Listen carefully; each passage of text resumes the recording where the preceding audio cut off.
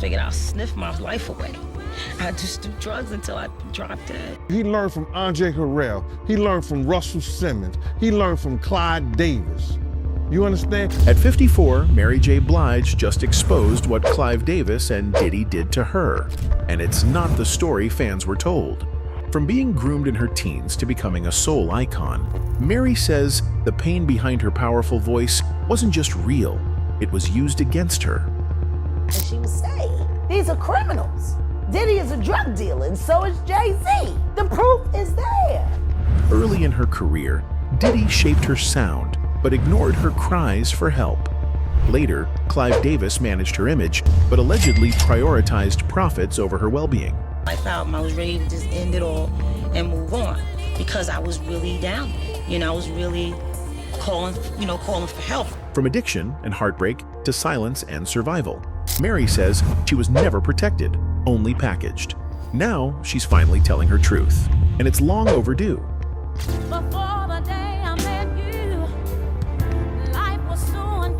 From the outside, people see Mary J. Blige as the queen of hip-hop soul.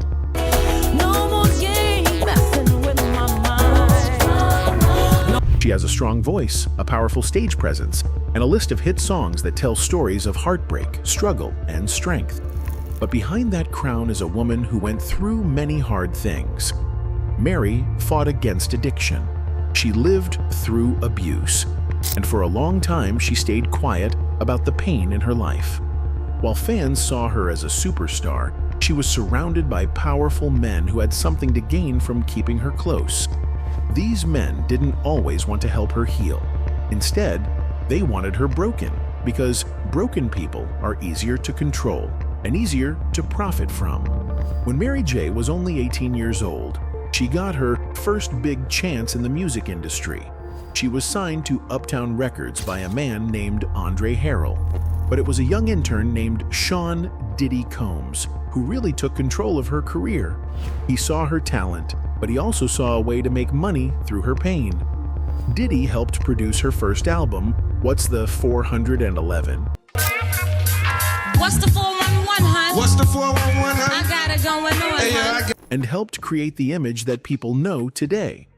But many believe that Diddy didn't just help Mary's career. He built her brand around her trauma. Her sadness, her heartbreak, and her struggles were turned into music that made others rich. I felt I was ready to just end it all and move on because I was really down there. I was really calling for help. Diddy created the idea of Mary being the girl from around the way. Someone real, someone who had been through things. He helped shape this idea of her as a strong but hurting woman who could sing about pain and survival. This idea made her relatable to many fans, but it also kept her stuck in a certain role. People wanted Mary to keep singing sad songs, so the label kept her in pain. The more she hurt, the more people bought her music. In a way, her suffering became her brand, and that brand made money. According to Jaguar Wright, a singer who has spoken out about the music industry, Diddy and another powerful rapper, Jay-Z, didn't just work with Mary. Jaguar says they used her like a piece in a game that only they understood. The first time I saw Mary J. Blige being ganked on camera at Death Row after hours was in the studio. In the 1990s, hip-hop was exploding in popularity. Mary J. Blige stood out because she was raw, real, and emotional. She was becoming a voice for the people, and right at the center of it all was Diddy. He seemed like he was helping Mary, guiding her career. But Jaguar says he was doing more than that. He was keeping control over her life. Jaguar claims Diddy had deep control over Mary. She says he didn't just help with her music. He helped shape her entire identity. Her heartbreak, her struggles, her sadness, it all became part of the brand that he built. And what if that brand wasn't just about Mary's own story? What if it was about making sure Mary stayed in a place where Diddy could always use her? She was valuable to him, not just as a singer, but as someone who made him millions. Diddy knew Mary's weaknesses. He knew her fears and her pain, And Jaguar says he used that against her. When she felt low, he would remind her how far she had come and how he had been the one to help her. It sounds supportive, but it was also a way to keep her feeling like she couldn't do anything without him. If she ever thought about leaving, something would happen to make her stay. Jaguar believes this wasn't a coincidence. It was part of Diddy's plan to keep Mary close and keep her dependent on him. But Diddy wasn't the only one. Jay-Z was also around, watching and waiting. While Diddy had the spotlight during Mary's early years, Jay-Z was slowly becoming more powerful. Mama, let me upgrade you. Just when you think you He was building his own empire, and Jaguar says that Jay-Z saw Mary as something valuable too. Not just as a singer, but as someone who knew secrets, someone who had stories and connections. If he could get Mary on his side, she could help him climb even higher. He moved quietly, not showing his hand, but still playing the same kind of game. These are criminals. Diddy is a drug dealer, and so is Jay-Z. The proof is there. During this time, Mary J. Blige was singing about serious things: abuse, addiction, sadness. But while she sang, Diddy and others around her kept making money. Drugs started up heavier than ever, and I figured I'll sniff my life away. I just do drugs until I dropped it. Mary later said that no one helped her heal back then. Nobody said, "Let's take a break. Let's help you get better." They just kept pushing her to keep singing because the pain in her voice kept the money coming. They didn't protect her. They used her. Mary and Diddy have known each other for a long time. He helped produce her first 2 albums, but eventually they had a falling out. Mary admitted in an interview that part of the problem was her own struggles. She said she didn't understand the music business very well back then. She was going through addiction. She said Diddy had other things going on. He had Biggie. He had a label.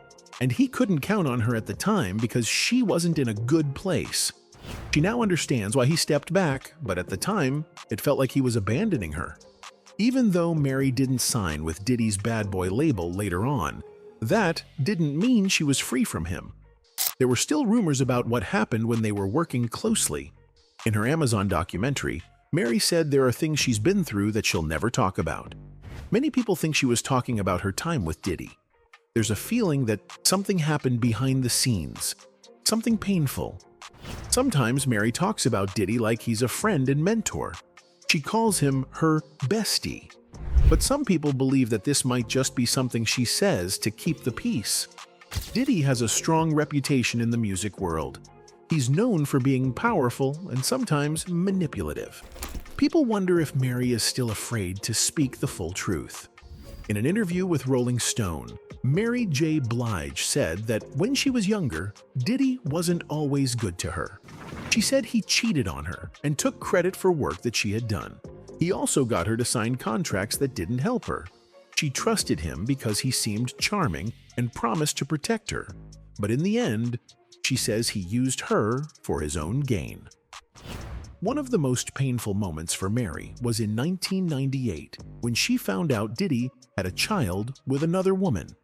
She said that was the moment she wanted to walk away from both their romantic and business relationship. But Diddy didn't want to let her go. She said he begged her to stay. He told her he loved her. He said he would change. He promised her everything she deserved. But Mary now knows those were just lies.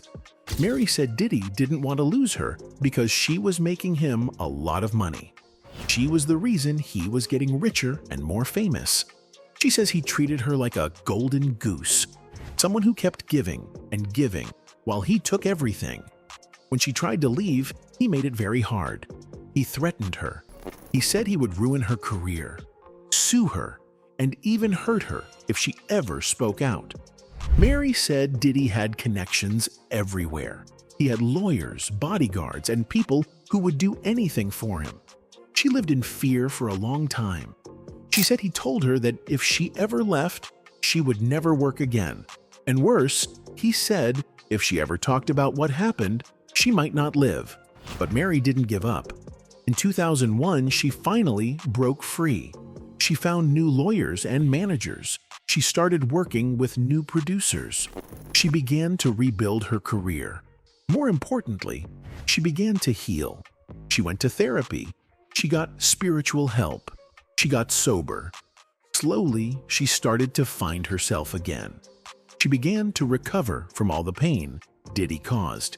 No more game messing with my mind. Mary said she had to fight for her life. She had to fight for her freedom. She had to fight for her voice. She was angry. She was hurt. She felt lost. But she didn't give up. She found her strength again. She found her music again. She started singing from a place of healing, not just pain. Even though Mary J. Blige helped build Bad Boy's early success, she was not protected. No one stood up for her when she was falling apart. No one made sure she had help when she needed it. They let her sink deeper into drugs and sadness because it made her music better, and that meant more money. She wasn't treated like a human being.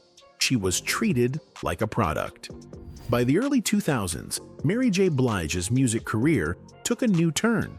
She moved to a new music label called J Records. This label was run by a powerful man in the music business named Clive Davis. Clive had worked with many famous singers and helped them become stars.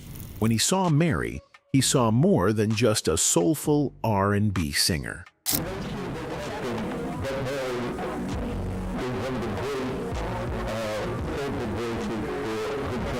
He saw someone who could win big awards, cross over into pop music, and tell a story that people would find inspiring.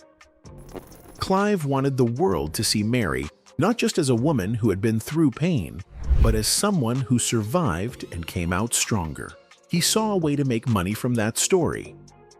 With Clive Davis in charge, Mary's music started to sound different. Her songs became smoother and cleaner. The raw and gritty sound that her fans loved started to fade. Clive helped produce her album, The Breakthrough, in 2005, and it was a huge success. It made Mary more famous than ever, but some people felt the music didn't sound as real as before. Fans and critics said her music was now made to please older white audiences and Grammy voters. They felt she was being pushed to make safe music instead of honest songs from the heart. To many, it seemed like Clive was turning her pain into a product that could sell, rather than letting her express her truth. Behind the scenes, Clive Davis was doing more than just making her music sound polished. People close to Mary say that Clive started controlling what parts of her story could be shared. Mary had a painful past, but not all of it was welcome anymore. Clive was okay with letting her talk about her struggles as long as it made her look strong and could sell records. But when her truth got too dark or too real, she was told to stay quiet. Her pain was allowed, but only the kind of pain that made her look like a survivor, not a victim. In 2005, Mary wasn't ready to slow down or be treated like her career was ending. At that time, she had just finished her 6th album called Love and Life.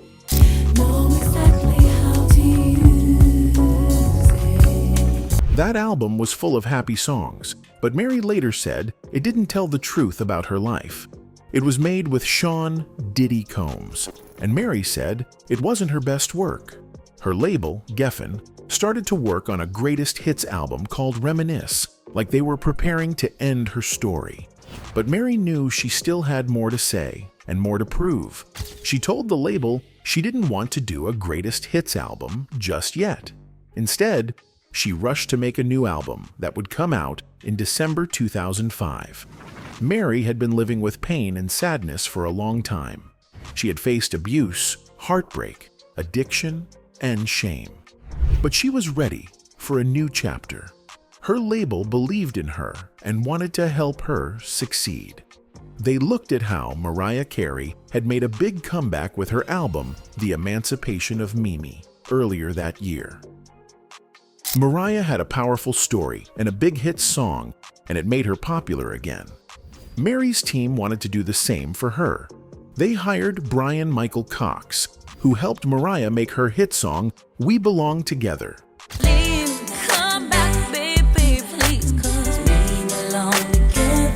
He was asked to help Mary create a song that would touch people and climb the charts.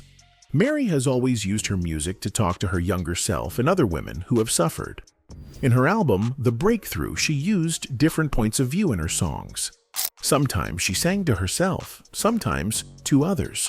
In her song, Good Woman Down, she talks directly to women who have been abused. She sings about her own past, about watching her father beat her mother. She promised herself she would never end up like that. But life doesn't always go the way we plan. That pain followed her into adulthood. Mary's voice in this song is full of pain and honesty. She doesn't try to sound perfect. She just wants to tell the truth. Other songs on the album show Mary looking at her life and trying to heal. Take Me As I Am is a slow, beautiful song where Mary asks someone to love her for who she is, with all her flaws. Put my life all up in these songs, just so you can feel me, so you can get the real me. In the song, Baggage, she admits that she sometimes blames new people for things that happened in her past. She doesn't want to carry that pain anymore, but it's hard to let go. The music sounds shiny and hopeful, but her words are deep and full of emotion. These songs show that Mary was trying to grow and change, even if it was painful. Even though she was making powerful music, Mary was still hurting in her real life. Fame didn't fix everything. She had gone through a lot of heartbreak, and it pushed her to use drugs.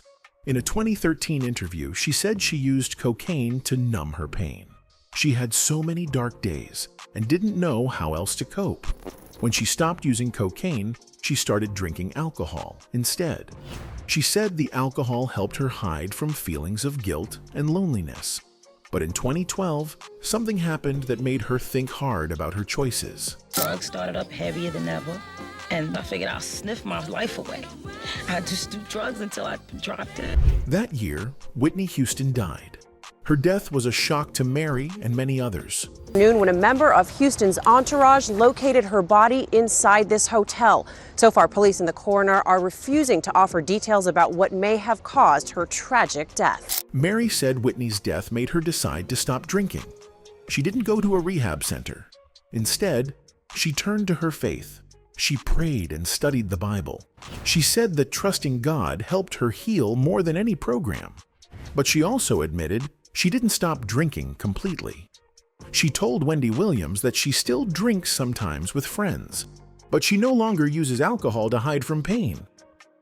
Mary's love life has also been full of ups and downs. She was in a long relationship with Keiichi from the R&B group Jodeci.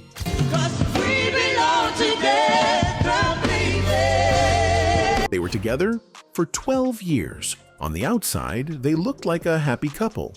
But Mary later shared that it was an abusive relationship.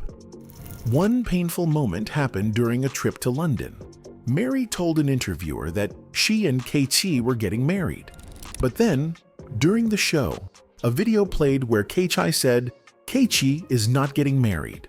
Mary was shocked and embarrassed. She quickly tried to fix it by saying they weren't getting married yet. Even after that, she stayed in the relationship, hoping it would get better. But it didn't, and she finally left for her own peace. And Terry asked Casey this question. Have a look at this. You're going to break into your heart because I've heard that you're going to marry Mary J. Blige, aren't you?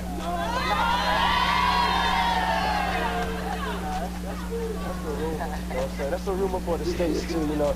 Casey is not getting married. Her next big relationship was with Martin "Kendu" Isaacs. They got married, and he became her manager. At first, it looked like things were going well. But by 2016, everything had fallen apart. Mary filed for divorce. According to Page 6, Mary claimed in court documents that Kendu spent $420,000 on his little girlfriend. And to add insult to injury, Mary would bring her to red carpets and other events to increase her profile. There were fights over money and rumors that Kendu had cheated. Mary talked about this in her VH1 documentary, Strength of a Woman. She said that Kendu hurt her deeply by having an affair with someone close to her, a singer named Starshell, whom Mary had mentored. Though Mary didn't say Starshell's name in the film, many people believe that's who she was talking about. The betrayal was hard for Mary to handle. I think think that once you start getting hotter and hotter, or like people are starting to talk about you more and more, you know, everything like soap opera life, right? Like you're always looking for something, and if someone's too clean or too good or something, they have to attach something to you. So for me, it was a compliment. Around this time, people started noticing that Mary's interviews changed. She stopped sharing deep, painful details. She began giving short, polished answers. She said things like, "I'm in recovery," or "I'm doing better." The raw honesty she was once known for started to fade. The industry seemed to want her to only talk about pain in ways that looked good in the media, not in messy, real ways. There were also things Mary didn't say out loud. She never said that Diddy or Clive Davis hurt her in any clear way. But her silence made some people wonder if something was being hidden. She still thanked both men publicly. In fact, she called Diddy her brother during an award show. But some people found that strange, especially since other women had started to come forward with serious accusations against Diddy. Mary said she had no regrets about working with Diddy. She said those years helped her grow as an artist and as a woman. She said their music changed the culture and that she was proud of it. Mary also thanked her fans for sticking with her through the hard times. She said she now sees herself as a legend, an icon, and a queen. About Diddy, she said, "I don't hate him. I don't love him. I don't need him. I forgive him." Their relationship had many ups and downs, but she chose to move on with grace. Still, not everything was so peaceful. Some people say that Mary never owned her early music. That means Diddy might still be making money off her old songs, songs that were written from her deepest pain. Mary once said she can't even listen to some of those songs anymore because they hurt too much. There are rumors that she slowly cut ties with Diddy, even if it meant losing money and fame. For her, peace of mind was more important than staying on top of the music charts. Leaving someone like Diddy isn't easy. He is powerful in the music world. People who go against him often get pushed out. He learned from Andre Harrell. He learned from Russell Simmons. He learned from Clive Davis. You understand? Mary's decision to step away was risky, but she felt it was something she had to do. She didn't want to be controlled anymore. She chose to walk away to save herself. Some say Mary stayed quiet about a lot of things because she had no other choice. Speaking out could have ended her career. She came up at a time when women in the music industry had to stay silent to survive. She had already been through too much to risk losing everything again. So she stayed quiet, even when it hurt. Today, Mary J. Blige is loved and respected. People look at her and see strength. But her story is not just about success, it's also about pain. She didn't just suffer in her personal life. She also suffered in the music business. She was expected to be strong, beautiful, and marketable, even when she was breaking inside. The contracts, the rules, and the people who profited from her pain were all part of the trauma. Mary J. Blige is a survivor, but behind the music, behind the awards, and behind the smile, there's a woman who had to fight every day for her voice, her truth, and her peace.